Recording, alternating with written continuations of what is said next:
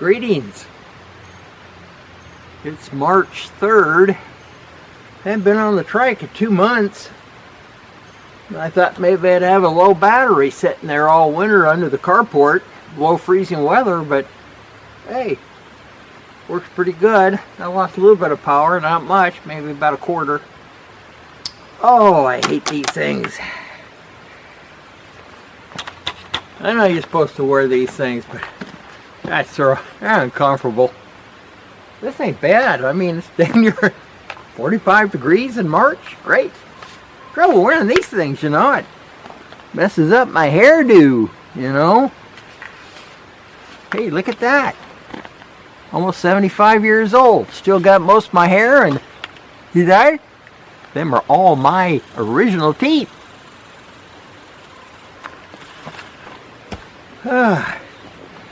Time for another story. That's why I'm here. What a beautiful day. Anyway, I'm going to talk about Mount Adams.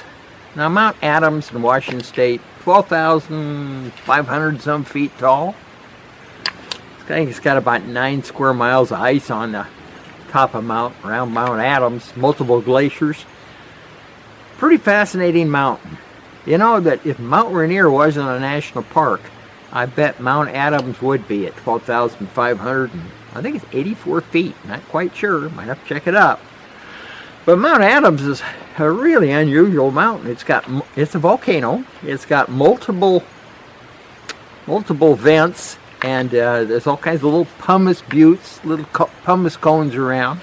There are some lava tubes in the area, and there's a lot of, but they look pretty fresh, lava flows that have come out of the side of Mount Adams. It's kind of fun to go out and check them out. When you walk on them, the rocks make kind of a funny clinking sound. But anyway, most people aren't aware that Mount Adams was used for commercial purposes once. Believe it or not, they took, I think, either donkeys or mules clear to the top of Mount Adams, where they mined for sulfur at the top of the crater up there. And then I think it was in the 1920s, somebody in the Forest Service said, hey, let's put a fire lookout up there. So they built a fire lookout on top of Mount Adams, you know, to spot fires around Pacific Northwest. Trouble was is that they were so high up, they were actually above the cloud layer on most days. You couldn't see a fire if there was one going at all. I mean, let alone try to spot it and locate it. So they had to give up on the fire lookout thing. During the 1960s, I think about 65 through about 1974, there used to be mass climbs on Mount Adams. I'm talking 500, maybe 600 people climbing Mount Adams on the same day. And it was an event that was put on by the Yakima Chamber of Commerce, and there was a motorcycle club. I'm trying to remember the name of it. It could be the Mazamas. They probably don't exist anymore. I think it was a four-wheel drive Jeep club. Anyway, they're going to have a mass climb, so I decided I was going to drive on down up the Oasispace River there from where I used to live down towards Enumclaw, Washington there, and go up the Oasispace and around the Lewis and come around on the south side of Mount Adams, and I was going to photograph the mass climb. Anyway, Mount Adams is kind of a mysterious mountain. UFO people say there's a lot of UFO activity that goes around on Mount Adams, and of course there's lots of Bigfoot or Sasquatch sightings. So, and I think the local natives, the Yakimas and some of the others, kind of a little suspicious about the mountain and the area. But anyway, I went up the Oasispace, went over, and went up the Morrison Creek. And from there we hit a campground that was up in there. See, what was the name of that thing? Oh, I remember now, Cold Springs. Now remember, this is back in the 60s, early 70s. And at that time, camping in most of the Forest Service campgrounds was free at that time. And you didn't have to have a permit. and you didn't have to have a parking permit for your vehicle or a permit to drive a Forest Service road. Yeah, and so it was first come, first serve at the campground. So there was a lot of people that, you know, had filled up that campground up there. It was on Morrison Creek, I think. And that's where the climb was to begin. And then a lot of other people lived in Yakima and other places. They just drove there and got there at daylight. I think the climb started about 6 or 7 in the morning. We're about 500, maybe 600 people in time going up the mountain on the South Spur. And the South Spur, it's a pretty easy climb except towards the top. I would recommend, you know, you take crampons and an ice axe. But, you know, there's nothing technical about it. It was not a bad climb. Just a long trudge, you know, up, up, up, and up. So you started at the campground, which was about 6,000 feet. And get to the summit, it's 12,000 or better. So, you know, you're climbing 6,000 feet pretty easy there on that climb.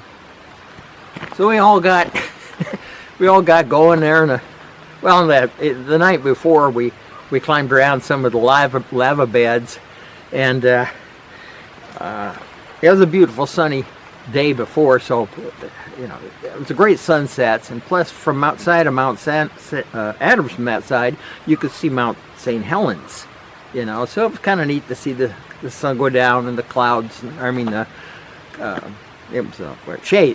shadows moving across Mount St. Helens. Of course, this is before Mount St. Helens erupted. So we all got together and had our little breakfast, whatever. And then, of course, we camped. A couple other guys I met up there wanted to do the climb, and so I put up my tarp, you know. We just all slept under it. Got up first thing in the morning and cooked some breakfast and started up the mountain. Climb up the side of the South Spur on the south side of Mount Adams was kind of, like I said, it starts out pretty much as a very long trail or walk. Once you hit the snowfields, the people kind of broke up into different groups. Everybody was following each other like a long line, and you'd look up there. I don't know if you've ever seen on TV or pictures of the old miners going on to Dawson Creek and stampeders to the Klondike. You know, you see these people backpacks and all their gear and their big long lines of them going up. Well, that's what it looked like, except it started out with about 4 lines, and then it was 3 lines, and kept working our way up. Yeah, any of you who have spent any time higher altitudes know that it's not long that you can't smell trees, grass, flowers anymore, because it's not there. But the thing that always amazes me when I've been out climbing, either when I was on Mount Rainier or other people, and was the smell of suntan lotion. So, or zinc oxide, you know, the people put the white zinc oxide on their faces, you know, to protect them from the sun. But yeah, there's not much to smell. I mean, if somebody opened up some coffee a little ways from you, you can smell it right away, or open up some kind of food or something, or snack. Yeah, oh, I smell Fritos, or because there's no natural smells because you're above that. But what's fun, is really neat, is when you come back down and you start smelling trees and grass again, and it really magnifies, and you really appreciate it when you get down into the trees again, the wonderful smells that you've never noticed before. Well, here's some pictures here of us climbing, the group. You know, long lines of people working their way up to what they call the lunch counter, which I think is about 9,000 feet maybe. Anyway, it's a flat spot just before you make the final run up to the summit from Mount Adams. And so a lot of people stop at the lunch counter and rest, and they stop in other places. It was like a big social event. You know, a lot of people knew each other. You know, when you get that many people that like to hike and climb, they get together in little groups talking. They're all sitting having snacks. People sitting there with their zinc oxide on their faces, you know. And so you get above 9,000 feet, then a few of them start to feel a little strange. Altitude sickness. That kicks in about 10,000 feet. You might notice a little light headache, a funny sensation in your nose. You know, it's just like you're coming down with something, but you're not quite sure what it is. So it doesn't affect me too much until I get up around 12,000 feet, and then I start to notice it was just a dull little headache type thing. But other people, some of them get pretty sick pretty quick. And that's interesting. You know, they don't allow these mass climbs anymore because there's too many people on the mountain at one time or whatever. But it was really kind of interesting, you know, hiking along and seeing little yellow pea holes in the snow. So, I mean, you got 500 people in one group. People are going to go to the bathroom, aren't they? So, anyway, and at that elevation and on the snowfields, it was mixed men and women, and everybody just kind of turned their back and somebody did their job. A couple of places I saw somebody did a big job. Number 2. Ooh. Anyway, we kept working our way up through the snow and ice, and after you get to the lunch counter, then it's a much steeper climb. If the snow is really hard, you probably would want crampons. You don't have to have them, but you should have an alpenstock or some kind of ice axe or something. I usually pack my ice axe with me. I took them wherever I went because a lot of times I needed it in the Olympic Mountains when I was crossing avalanche chutes that had melted away, but left some snow fingers and stuff, and I sometimes use those to go up instead of trying to climb up over rocks and stuff. Yeah, a lot of people, they quit at the 9,000 foot level. By then you've climbed 3,000-4,000 feet and you've walked 5 miles or better. That wears out a lot of people, and so one group would drop out there and then we'd go up to the next level up, and I'd be taking pictures of them working their way up the long lines of people, and eventually people would start sloughing off. As we got up towards the top of the Mount Adams on top, I'd say about 50% of the people who started got to the summit. So we're still looking at a couple hundred people that would come up. Some of them didn't stay very long because they got altitude sickness pretty bad, and they weren't feeling well. So they got up on the summit, turned around, zoom, down they went. But I wandered around on top. You could see Mount Rainier, and you could see Mount Hood, and you could see Mount Baker way in the distance, and of course Mount St. Helens. And there's quite a bit of room on the summit. It's a kind of a bumpy, large area. Of course, it's not as big as Mount Rainier's summit up there with a big crater on everything. On Mount Rainier, when I climbed, and on Baker, you'd see steam and fumaroles and stuff top of the volcano. I don't recall ever seeing anything that looked like Mount Adams was stirring at all. I never saw any places where it looked like steam had escaped or anything like that.